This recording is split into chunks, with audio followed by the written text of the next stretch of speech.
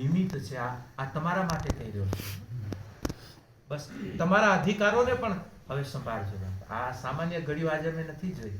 બસ અને આજે હું તો આજે કોણ મળ્યા, ક્યાંક રાયપુર જ કોક મળ્યા ત્યારે જ એવું થયું કે વિઠ્ઠલભાઈના નાતે કે બાપુ અમને ગર્વ છે કે આજે અમારા પરગણામાં રાયપુર સમાજમાંથી આજે વિઠ્ઠલભાઈ, આજે તું સંતો છો, સંતો તો યાત્રા કરો, પણ આજે ગર્વ છે કે આજે અમે એક સંત હૃદય બની અને આજે અમારું સમાજનું, એક અમારા પરિવારનું, અમારા પરગણાનું એક વ્યક્તિત્વ, એક યુવાધન, એક આવતું યુવાન અને વડીલોનું એક મધ્ય સ્થાન એવા અમારા વિઠ્ઠલભાઈ પણ આજે યાત્રા કરીને આવ્યા. એનો સવારમાં બેઠા ત્યાં ચર્ચા થઈ ત્યારે મેં એટલું જ કીધું, મેં કીધું બાપ આજે મને ગર્વ છે, કારણ કે સુરેશદાસજીને અમારા આજે યાદ કરું. મારે તુલસીએ બેઠા છે, અમારે અશોકભાઈ બેઠા ને હજી એક ચોથી અમારો વાત દેખાણો હિંમતરાજ, વાંધો નહીં, યા સવારના એની બપોરના ભેગા જતા. મેં કીધું બધું 7 વાર હોય ને, કીધું મારા રાયપુરના આ 7 જણા નથી, અમારે કીધું અમારા સમાજના 7 વાર છે, અને આ 7 વાર મારા પરિવારને દિવ્ય બનાવવા માટેના આ 7 વારો છે કે મારો પરિવાર દિવ્ય બને.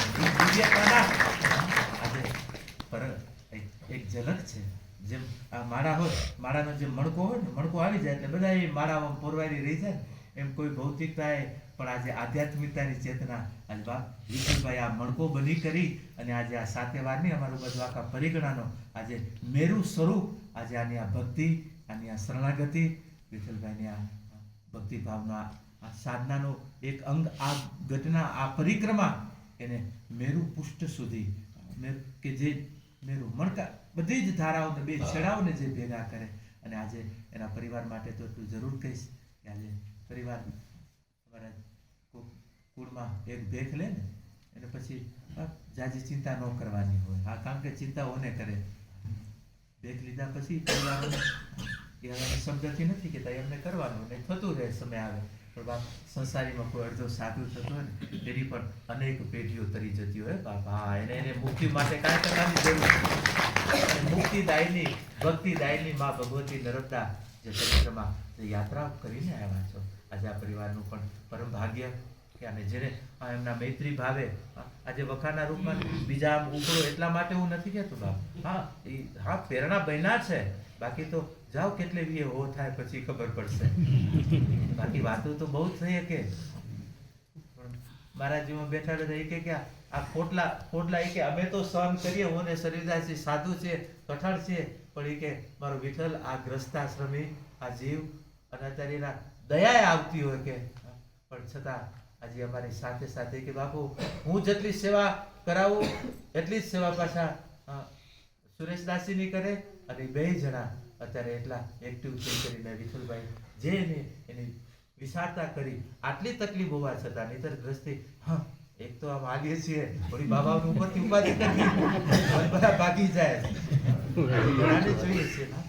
આ તો સેવા, આ સમર્પણો હું કોણ કરી શકતા હોય, જેની પર માની કૃપા હોય, જેના કાંક વિશેષ અધિકારો, નહીતર આ લઘુતામાં આપણે છૂટી જઈએ છીએ. કરી લઈએ આપણે આવી રીતે કરશું, આપણે ઘણા કરી શકીએ. ઘણા કે હો અમે પરિક્રમા કરી આવ્યા, હાલીને કરી આવ્યા, પણ એના ઠીકરા તમે ખાલી જ જોતા હશો. હા, કોઈ ભેખના નાતે એટલા માટે ગુરુ પરંપરા, આપણી આચાર્ય પરંપરા, એટલા માટે આ બધું વહન કરવું પડે. આજે જે પરંપરાઓમાં બેઠા છીએ, રવિભાન હમણાં જ પૂજ્ય જાનકીદાસ બાપુને યાદ કરું. બાપુ આ વખતે તિથિમાં આવ્યા ત્યારે હમણાં આખા ગુજરાતના બધા સંતો અને બધા મોરારી બાપુ કને હમણાં મંડળ બધું ભેગું થયું છે. એ સમયમાં બધી સંત પરંપરાઓની ચર્ચાઓમાં એ ચર્ચા થયેલી અને ત્યાં ચર્ચા વિચાર વિમર્શ થયો કે બધી પરંપરાઓમાં રવિભાન એક એવી પરંપરા છે કે રવિ અને ભાન બે સૂર્યના રૂપ, અને જે વાહે ચેતનાઓ જે પ્રગટ થાય છે એ સૂર્યના આ એક પ્રકાશની ચેતના. અને બાપ અને પરંપરામાં એક ગર્વ છે, આનંદ છે કે ગુરુ તો કદાચ જીવત બેહી શકે, શિષ્ય કદાચ જીવત બેહી શકે, એના પછી પોતરા જીવત નથી બેઠા.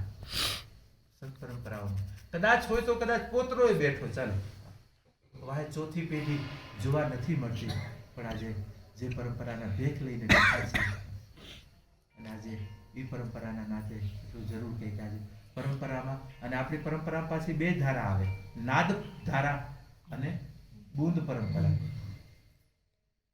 નાદ પરંપરા, શિષ્ય પરંપરા. અત્યારે સુરેશદાસજી, અત્યારે અમારી પરંપરા નાદ પરંપરા છે.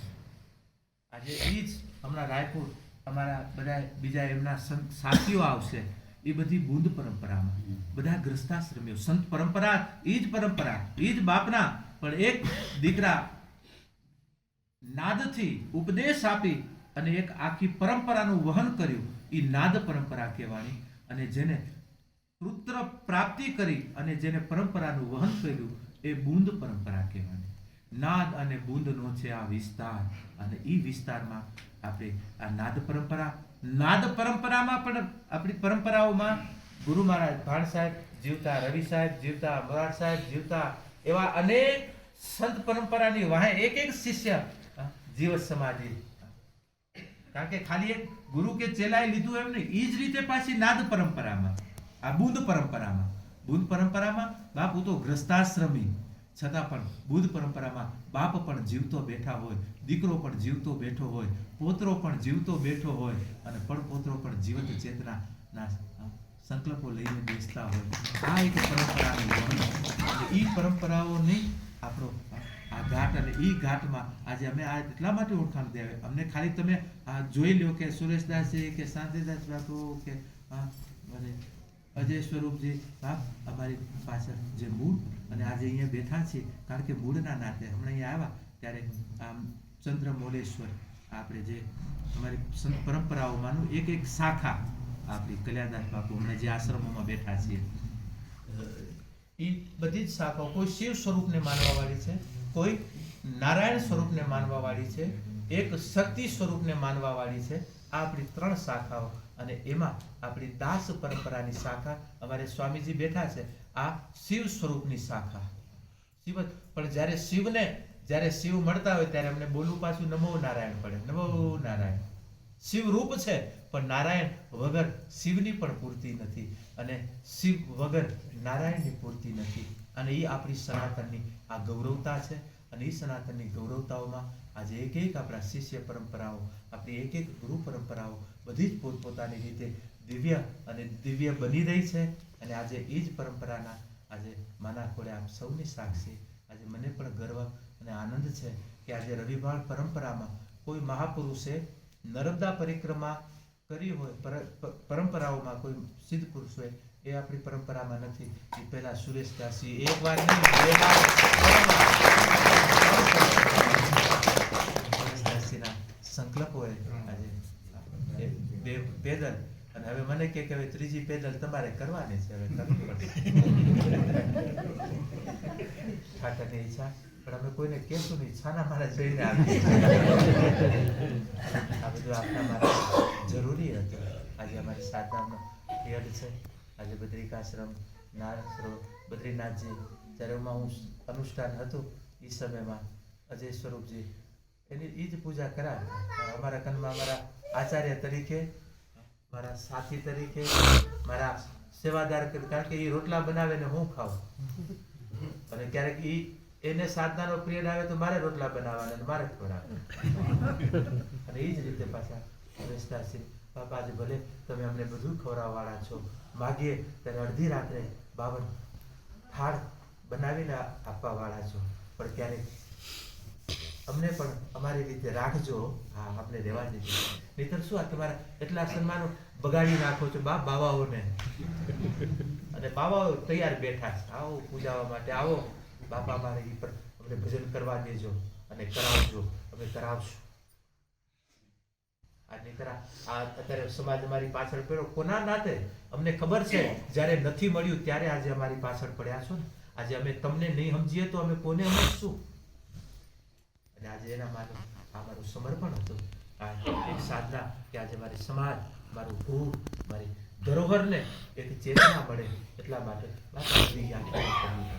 બાકી તો અમે તમને મૂકીને તો આવ્યા છીએ એની પણ છતાં એની કને આવી અને આ કરીએ છીએ શા માટે? સમાજની વચ્ચે બેઠા છે, કુળની વચ્ચે બેઠા છે. અને આ બધી આજ આપણા વાસ્તવિકતાઓ છે ને આ જ વાસ્તવિકતાઓ મારા સમાજને આવીને કોઈ હવે બનાવી જાય એ હવે આપણે નથી રહેવું. બહુ બનાવ્યા. હવે અમે આજે પાછળ એવા નેઢું બનજો. આજે સાધના કરવી છે, કરવી અને કરાવી છે. ભજન કરવું છે અને કરાવવું છે. ખાલી તાલી વગડાવી અને લાડવા ખવડાવી મૂકી નથી દેવા. લાડવા એ ખવડાવવા છે. જેટલું ભોજન કરાવો એટલું ભજન કરાવશું. અને ભજન નહીં હોય તો બાપ લાડવા નહીં પચી શકે.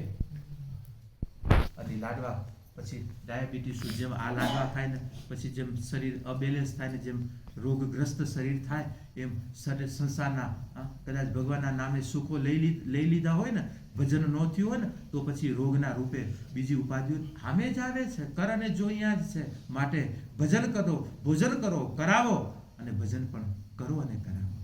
અને આપણો સાહેબે બે